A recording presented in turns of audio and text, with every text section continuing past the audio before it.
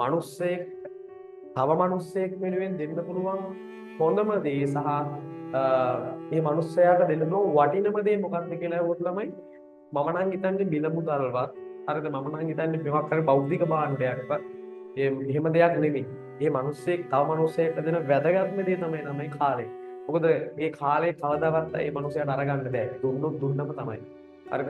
ඒතකොට ඒ කාලය ලබා දෙන මිනිස්සයා දැනගන්න ඕනේ මොන මිනිස්සයාටද මම මේ කාලය එයා ආයෝජනය කරන්න කියලා.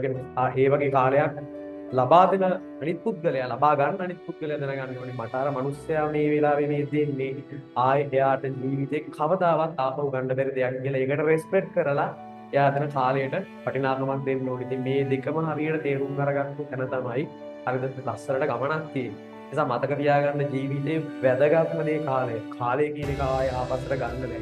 ඒ නිසා හරි තැන හරි විදියට ආයෝජනය කරන්න. ඒ වගේම තමයි කවුරු හරි කෙනෙක් Tamanට කාලය ආයෝජනය කරනවා නම් අනිවාර්යෙන් ළමයි ඒ කාලයට වටිනාකමක් දෙන්න. ඇත්තටම පෞගේ මිනිස්සයන් පුතේ මිනිස්සයාගේ වටිනා කාලය තමයි එයා වෙනුවෙන් ආයෝජනය කරලා තියෙන්නේ. හරිද? ඒ වගේ හරි එක්සස් පෙළටත්